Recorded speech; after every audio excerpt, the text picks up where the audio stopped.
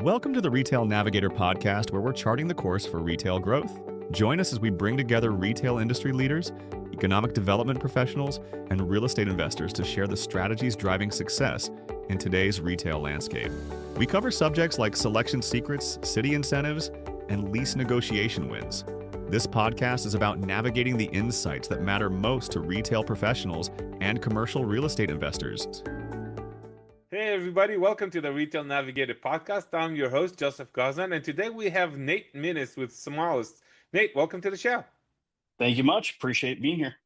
Absolutely. I saw you guys at ICSC and I thought it was a really cool concept. And since then, I've actually seen a few pop up around town here in DFW. Tell us a little bit about the brand, a little bit about you and your role at Smalls. Yeah, I've been here a little bit over 2 years now. So that's been a lot of fun. When I started, there were 7. We actually are opened number 32 today in Houston, Texas. So very excited about that. We have a little over 350 sold franchise agreements. So a lot of work cut out for us. And we signed 50 leases last year. We're about to be on pace for another 50 this year, which is really exciting for a young growth company to be able to get out there and battle the other small footprint users in this environment that we live in with the retail struggles and land and everything else that we work through daily. But yeah, Smalls is a 750 square foot modular building where we have a drive-through and a patio, and we sell sliders, fries, quesos, and shakes. And the beautiful part of it is it's not just a premium product, but we make it fresh and made to order every single time. And actually, just a quick story, I had some brokers at ICSC and had tried the sliders, and I asked them if they had tried the queso, and they said, no, we didn't try that. And I got an email just a couple days ago saying, please don't come to Orlando. We will eat all of the queso. We will probably gain a lot of weight, but it is so delicious that we had to take even more home. It's not just sliders, but the queso and the fries are just top-notch premium products also. Awesome. And when you say 750 square feet modular building, that's shipping containers, right? So the can on top is a shipping container. It's used twice, technically, one time things, and the second time is to ship our parapet and some of our signage and such in that from the modular vendor. And the actual modular building itself is not a shipping container. It is actually constructed steel, and then bills and utilities and everything run through it. That's incredible. And you sit on what size lots? Right, we're looking at a third acre, a quarter acre, because it seems to be like a trend recently to get smaller and smaller on the footprint in retail.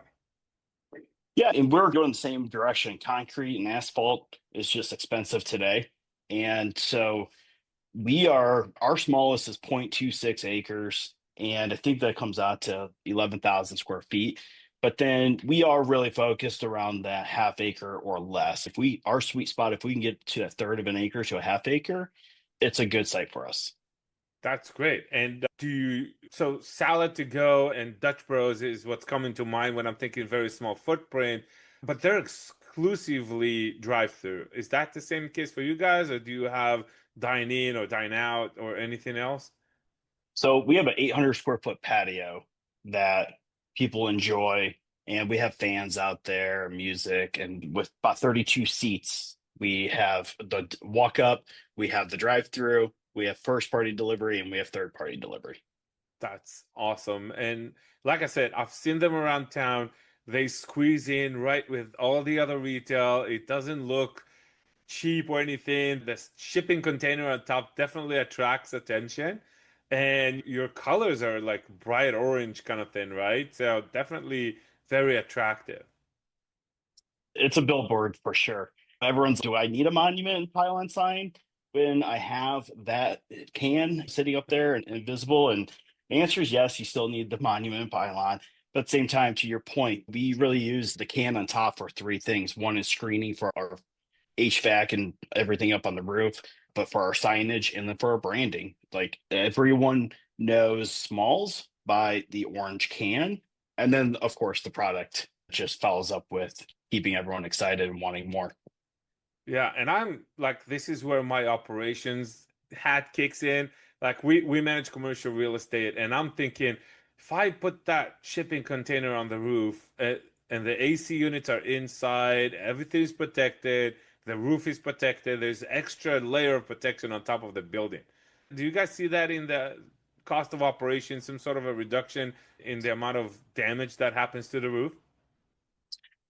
We don't, it's a very small roof as it is, but yeah, no, it's all about cleaning out the grease, and we have not had any roof issues. It actually was one of my concerns coming from a Mongolian concept at one point in my life where you can tell if you're not cleaning that grease off that roof. I had a landlord that showed me our roof compared to the rest of the shopping center, Mhm. and I was like, that's a problem, right? But Yeah, we, with the cans just protecting more wind and removing that visibility to the HVAC and everything in the hood system. So it's not necessarily impacting because it's sitting on top of the roof instead of got holding it all within the can. got it. Okay. Tell us a little bit about yourself. What did you do before? How'd you end up with Smalls? Yeah, I've been in franchising a little over 20 years. I started washing windows at Subway, and I just kept on falling in the next opportunity with franchisees. I work on trust and work hard, and I've just been able to go from operations and working on the local side into getting into the area developer side with Subway. And then Jimmy John's gave me the opportunity to get into the real estate. And for me, I need to fly. I need to be out and about. I can't sit and do the same thing every day. And real estate, as you probably know, is not the same thing every day. And so when the Yes. opportunity to get out of operations and complete the checklist every 6 a.m. to 7 a.m., right? That routine, I really jumped on that opportunity. They're like, we're going to pay you to travel and learn markets. I said, that sounds like a really good idea. So I took that opportunity. And so overall, I've worked with 15 different franchises. My last company I was with, we had 5 different franchises that we supported and got to work through real estate, design, construction. And really, this role is quarterbacking. So, like I said, a couple of years ago, our franchise sales VP and he and I have known each other for since I've gotten into the business 18 years ago in real estate side. And he's, hey, I think you're perfect for this role. The other part that I like to share out there, just because it's confirmation of my career, is I got to work with Drew Brees on his first 3 Jimmy Johns in New Orleans. And it was a real privilege to do that. And Drew is an investor into our capital group that's investing in us. And to make it full circle, right back to working with him and just did his second deal in Elmwood. Definitely exciting. I've seen it from when I started at Jimmy John's, there's 200 locations. I grew out up to 1,500 with, and then I've worked with mature companies like Great Clips, which amazing company, love their culture, but it wasn't very exciting. It wasn't like emerging. It was very mature. And like I said, I need to get out and I really want to utilize my experience and be able to work with franchisees and make an impact, not just to the franchisees, but to the communities and to the staff and everyone else. So yeah, that's why I'm here at Smalls, and exciting to lead this. And to your point, I love our location. I love our booth. And it's been a lot of fun to experience to manage that process. As I've been a part of it in my past, I wasn't necessarily the decision maker and the lead on it. And here I have been. So it's been a lot of fun to be a part of new processes also, because this is technically my first only ground up retailer that I've worked with. I've done Jimmy John's with build up and such, but it was never QSR ground up like we are with Smalls and modular building. So all new experiences here, and that's been really exciting. Yeah, that's awesome. And yeah, your booth was very popular. It was one of the biggest ICSCs ever, and your booth was very popular. So I'm sure you didn't sleep much in those few days of ICSC. I gave over 1,000 business cards, and I think we handed out over 1,500 site criteria sheets and marketing flyers. So yeah, it's been really good to get the follow up. One of the conversation pieces that we talked about in the past is key takeaways for retailers. And the one thing I tell everyone is I will respond to your email, as long as it doesn't say unscribe at the bottom. And I think Yeah, everyone should live by that. yes, sir. When you look at your organization, you guys are growing and you're growing fast, you're going into new markets. How do you, as a young retail brand, look at markets out there and decide, I'm going to go to Dallas, but not to Oklahoma City. I'm going to go to Phoenix, but I'm not going to go to, I don't know, San Diego. What is your thought process about selecting the next market that you're going into? Yeah, I think it comes down to time, resources, and franchise interest. Going into California right now is a beast, right? Yeah. It's just a challenging, and we're one person real estate department. So from a resource standpoint, that just doesn't make sense to go there. But for Phoenix and Texas and other markets, we wanted, so our growth came from Baton Rouge and on LSU campus, and we wanted to stay south. We wanted to really stay southeast in the beginning because there are a lot of metropolitans, a lot of markets that we fit the criteria fits in. And but then we get a franchise interest. And when that happens, you say, okay, does this make sense? Can we do this from a resource standpoint? But also, can we do it from a supply chain? And is this the right time to do it?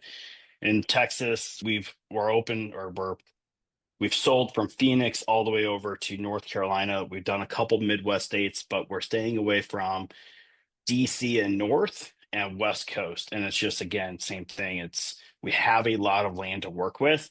We don't need to try to get into those metropolitans.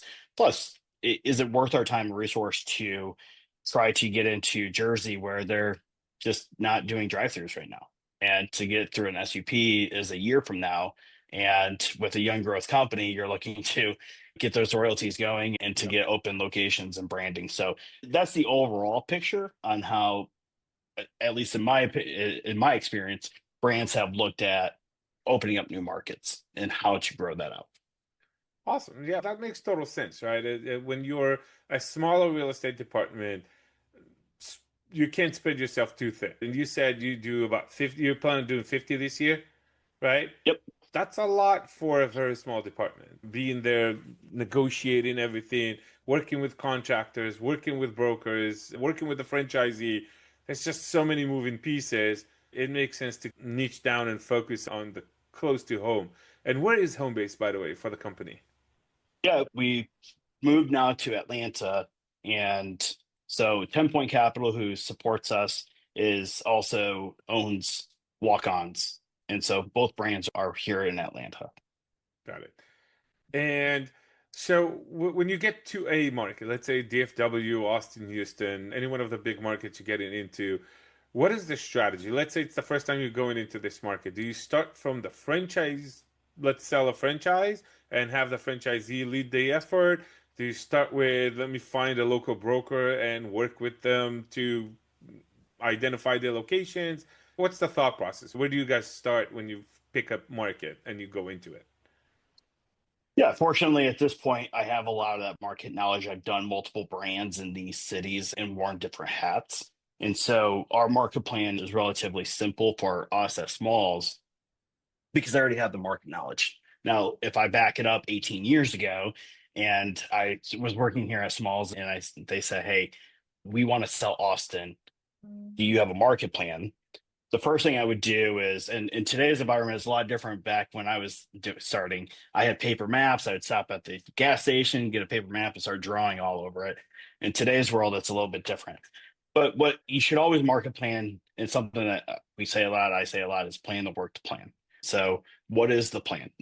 You can't go sell Austin without knowing how many locations you're planning on putting there. And so, what I typically do is I go and with smalls, you can do two parts. You can somewhat do real estate from an aerial. And I think you should actually, because you never know what you're missing because it's hidden behind trees or over a hill that you didn't go over, whatever the case may be. And when I look at an aerial for smalls, we're really focused on dense local and regional retail areas. And I say that because we know that the local residents are going to come to us, but with a single menu item of a slider with some complementary items with it, we want that regionality also to pick up more customers. And it's pretty easy to see where you put down your big boxes, you put down your other QSRs. We're not focused on sitting next to a 5 sit-down restaurants with no QSRs, right? There, that tells you that it's not a focus for us. And what I would do is I look at it from an aerial, I plan it out, say, hey, here are the big boxes, here's the regional areas based on all the retail. But then also you got to look at it where the office parks, where the hospitals and such. And then you got to get in the car and drive it. And a lot of one mistake that a lot of retailers don't do, they rely on a program or a third party to say, hey, here's your criteria, this is where you should go. And I personally have always utilized the dollars that the company has invested in me to go become the market knowledge expert. And I always tell brokers they need to know a lot about a little, and I need to know a little about a lot. And so when I get out there, I drive, I confirm what I think, and then go and run my demographics and data and such. At the same time, I'm also looking to hire a broker. And I think I've heard Raising Cane's do this, and I think it's a really good idea. I've done it a few times in my life, and more so after I learned about it, is they have, when they go hire a broker, they go and ask 3 brokerage companies, here's Raising Cane's, build us our market plan. And then they decide who's closest and process it, pick their broker from after that.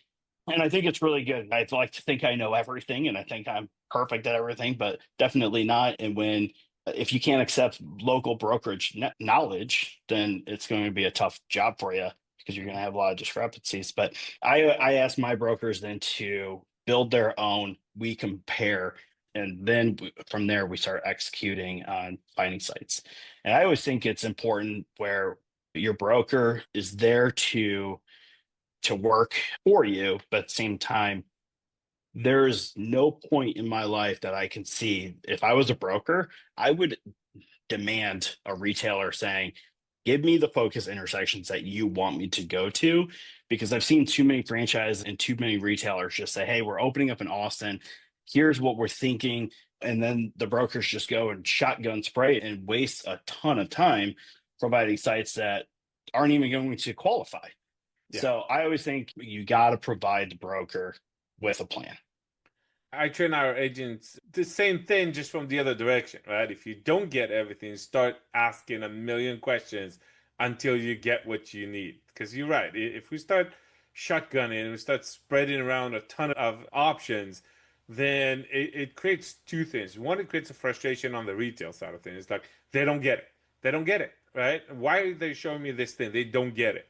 There wasn't enough communication for me to get it, right? But it creates a bad impression on the other side, as if the broker just didn't get the concept, didn't get the vision. And that's just not a good place to be for either side, right? Of course, like I said, a ton of waste of time and energy, and nobody likes to do that. What is a great quality site for you guys? We talked about the size, we talked about dense retail around. Are you looking for a minimum vehicles per day on the street, or are you looking for any specific demographics in terms of household income or number of people in the household? What is like an ideal site for you guys? Yeah, we've really started to narrow in on this. We've explored, we've seen what has worked and what is good at working and then what is not working. And my number one is go where people eat beef. Like marketing's going to go and do their job and market. There But goes do we have California again. there we go. So if you eat beef, you're our customer. It's not, to me, it's not that hard. Really, like I was saying earlier, it's there are a few metrics I look at. Household size. I think sliders, when I think of smalls, I get excited because I'm excited to try to get more soon to open up one by my house, but my kids love it. Kids love it in general. And what I love about it is when I'm driving through and it's 2 o'clock, 3 o'clock, and I missed lunch, but I know I have a dinner to go to. I can go get a Biggie Smalls, which is the 2 patties slider, and that's going to hold me over until dinner time. And it's not just a meal, but it's also a snack. In addition to that, what I love about it is like when I was a kid and when I was 12, 13 playing baseball, we always went to Pizza Hut, right? Because that's what we had. in a small town. And so we sat under the red roof and ate pizza. But what's exciting for Smalls is like that's the new modern Pizza Hut. You go get a party pack, you're feeding 12 kids all these sliders, and they're just sitting outside in the patio in their baseball uniform having a good old time. And the parents are relaxed and enjoying their meal also. So that's the vision I have that I get all excited about because to me, it is a concept that just isn't just one thing. It's yes, one slider, but it's not just one type of meal per day. And it's not just one customer, right? And so the part that I focus on is frequency. And that's why I said earlier, where's the local and the regional retail density? And it's because, yes, it's still a slider. It's no different than just eating chicken, right? How many times are you going to eat chicken strips a week, right? Burgers are the same thing where you don't have the frequency of that customers. Let's say they come 2 times a week and then now they're coming 1.5 times a week. Then we need to have new customers come in. Where the retail is, where is the office industrial park, where is the traffic coming through? I'm a little bit different in when talking about traffic. You may not ever hear anyone else say this, but I think traffic counts are subjective. I have seen roads that are 50,000 cars per day and no one stops. I've seen 50,000 cars per day and 25,000 of them will stop. And it's all based on traffic lights and is it a wizard road and such. And so I like, yes, I'm not going to go on a road that's 5,000 people or 5,000 cars. But at the same time, if it's 70,000 or 20,000, all I care about is am I able to get those people to stop? Is there a reason for that customer to stop their vehicle? And then same thing on convenience side. And having that density of residential surrounding you, having that density of daytime population coming to you, but then also how many times is everyone coming to you from a farther out distance? So that's the ideal. I know you're Texas. We're opening up just north of Memorial City today. That's our location that's opening. And we're opening up in Arlington on Cooper Street. You have the Walmart to the north, you have the interstate, you have daytime, you have a bunch of ball fields and soccer fields right behind us. We're getting the better of everything around us. That's the ideal. Yeah, and I'm glad you mentioned that the traffic counts, right? Because you're right. If you don't have actual local knowledge, or like you said, get in the car and drive the location, a number is just a number. And I have seen those brokers that put a package out there and say, like, it's on the interstate, 20,000, 80,000 vehicles per day. Then you realize, yeah, but the interstate is on a bridge and this thing is like not even visible from the highway. And it's, yeah, how is that traffic count even helping me? So local knowledge or get in the car and spend time around there is super critical.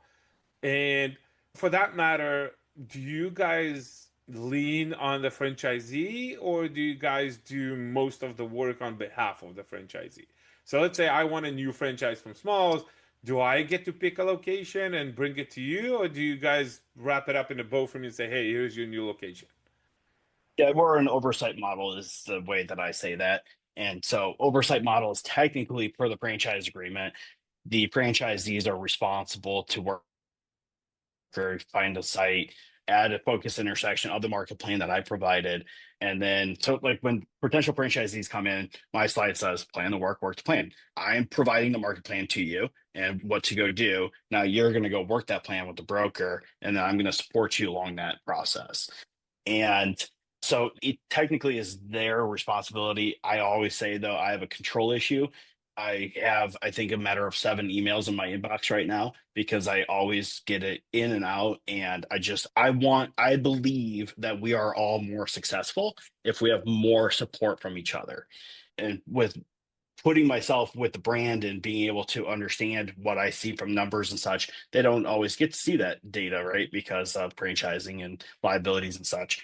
And so it's really smart for them to utilize me and so we do have a real estate acceptance process that they still have to provide the sites to us. But every franchisee that I possibly can, the broker, the franchisee, and myself are all in the same email, same communication, and we're knocking it out. Yeah, that is a partnership. Sounds like that. Yeah, it definitely is. And same thing, LOIs and leases, just knowing what the numbers are, but also I believe I'm really good compared to most on getting creative with deal points and thinking about, you said operations earlier, coming from operations. I think with an operations hat still Yeah. on, I don't have to worry about here, but like moving handicaps spots in front of your space and moving it over and doing all these little things of how am I going to maximize this site for us? It is up to the franchisee to present sites and pursue. Got it. Okay. So one of the interesting trends we've seen in QSR in the last couple of years, give or take, is all the apps, the Uber Eats, the Grubhub, the DoorDash, and we're starting to see them consume more and more from QSR. It used to be just dining restaurants that would have a kitchen and a back door so the DoorDasher can come to the back and pick it up. And we're now seeing a lot more on the app encouragement of, oh, you got the sushi from that restaurant? Do you want a Burger King on the way? And stuff like that. And do you guys see that in your world as well? And do you plan for it on your designs, in your real estate figuration? What is your perspective on all that? Yeah, so definitely. And we have it through our app and we have it through third party also. And we use a website that will disperse and it like auctions it out, I guess is the right way of saying it, to say, hey, do you have a driver and do you want to pick up this order? And I haven't been as involved on it as our marketing and IT department, and they crushed that for us. But it's definitely interesting to see. In addition to that, it's interesting to really for me to analyze the trade area along with the customers, along with what percentage of that is occurring, because you would think in dense daytime office and such, it would be a higher percentage than a residential area. But that's not always the case.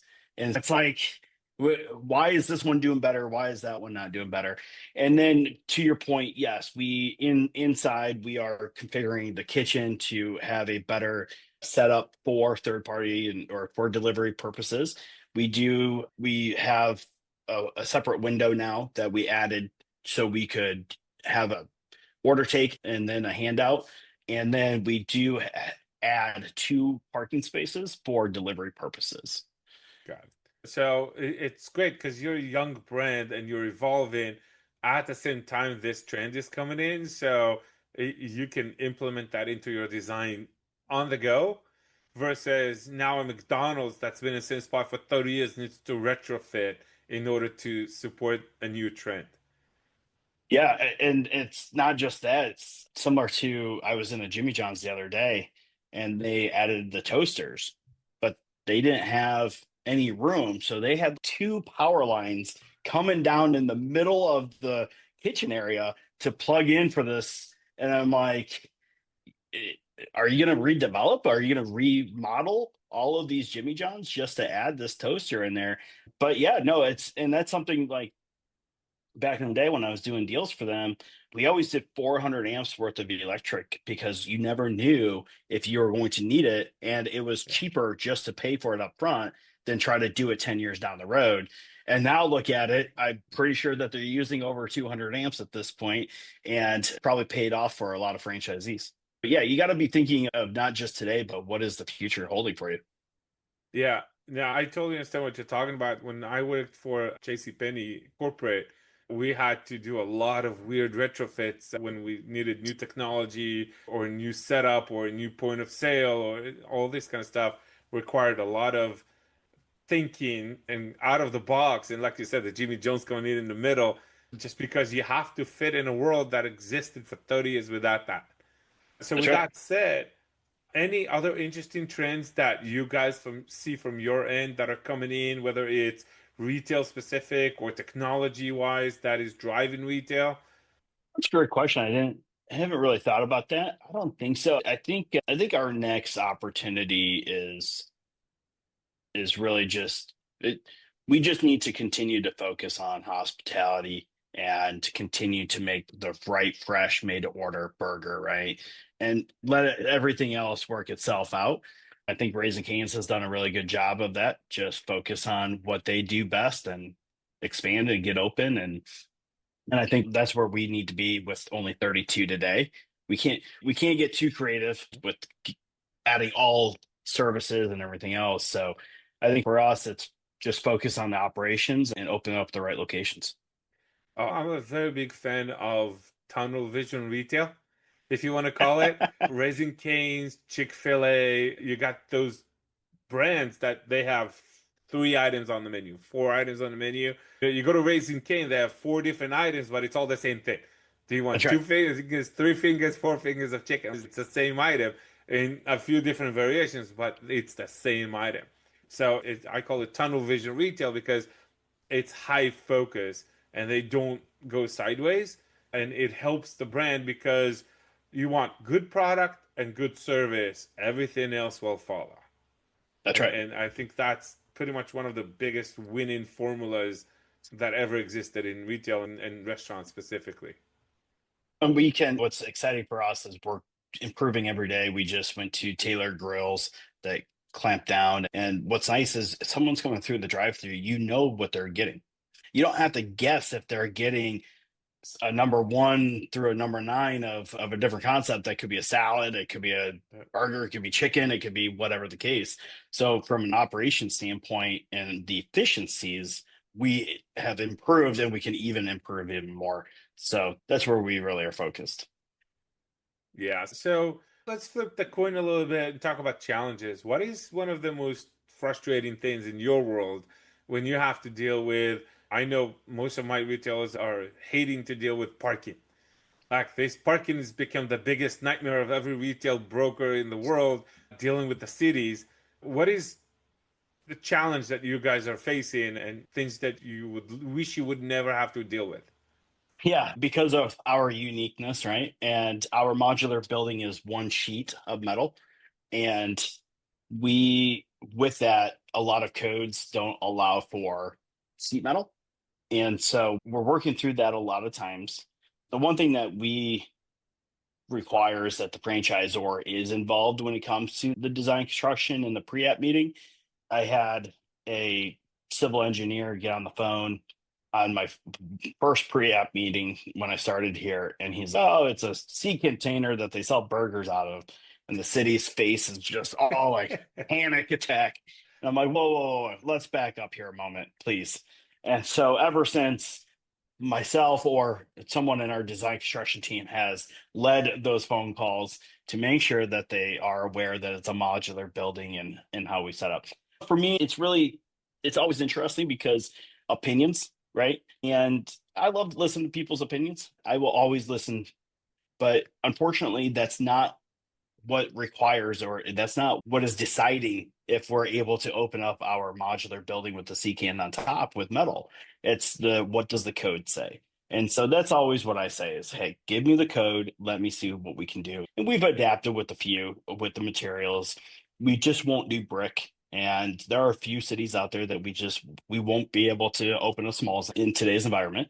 And if that changes for them, then we're hoping to compromise.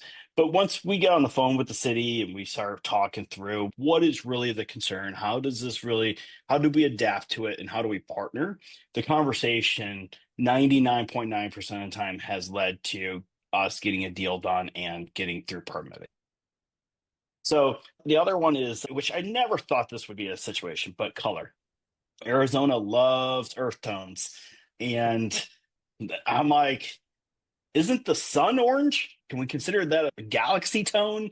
I don't know. It's one of those that the orange, we call it smorge. Smorge is not always agreed upon in certain municipalities. And we have not strayed away from that at this point. That is our branding. And that's something I share with the city. It's like, yo, this is our brand. Yeah. This is how smalls. And it's really tough for the cities to deny that. It's really, you're taking away from that business.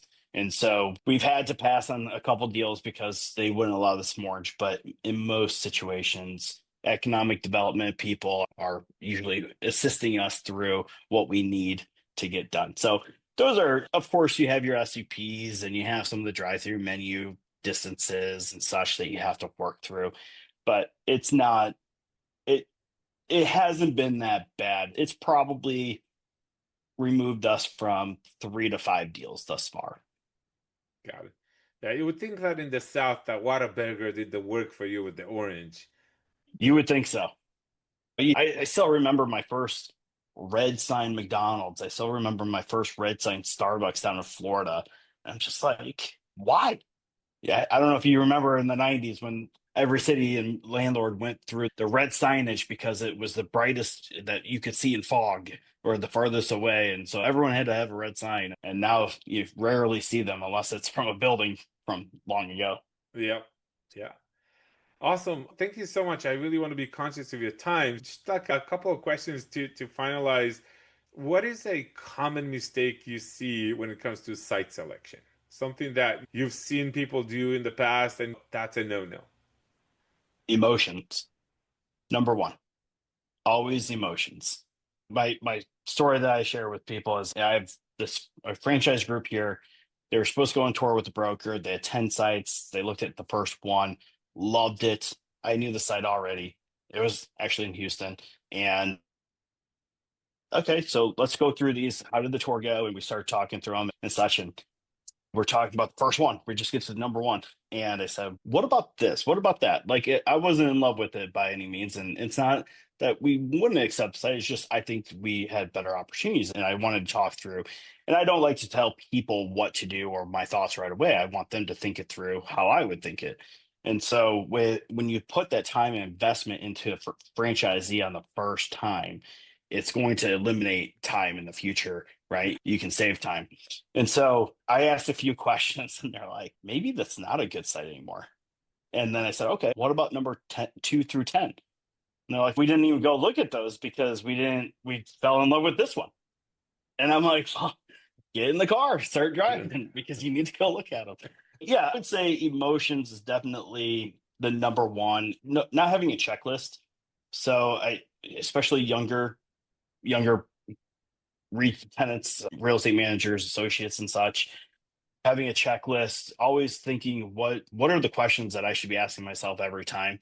I think you're not going to remember everything at every time, but if you don't have a checklist, but each time you go look at a new site, you're going to probably have a new question. I think mine is like 45 alone on the checklist items that I like to go through. And then, like I said, plan a work plan, be prepared. I don't necessarily think that everyone is prepared for what they're proposing with sites and such, and making sure that when you do that plan and making sure that you actually got out there. If you try to do it from an aerial, and I just had this happen the other day. I hadn't been to Bloomington, Indiana in a while, and I was given the site. I said, hey, franchisees, what do you think of this? And it looked great from an aerial. And then we got there and it sat down about 75 feet. And I'm like, there you go. That's why you don't do a job from an aerial. Yeah, now there's no way to replace boots on the ground. It's just impossible. Not in our business. That's right. Okay, awesome. I really appreciate your time, Nate. It's been awesome. If people want to reach out, check in with you, ask a question, get a hold, maybe they want to get a new franchise from Smalls, how can they find you? Yeah, Nate.Minnis, Nate, period, Minnis at smallssliders.com. That's 4 S's. A lot of people don't put the S on the smalls side of things. But that, or you can reach me at real estate at Small Sliders also. And then I'm also on ICSE and LinkedIn, and happy to talk and look at sites and whatever the case may be. Sounds great. Awesome. Thank you so much, Nate. And for you, the audience, if you want to listen to more of these great podcasts with great professionals like Nate, just tune, subscribe. We're on YouTube, we're on Stitchers, iCloud, Apple Podcasts, anywhere you can consume a podcast, we're there. And until next time, thank you so much. Thank you.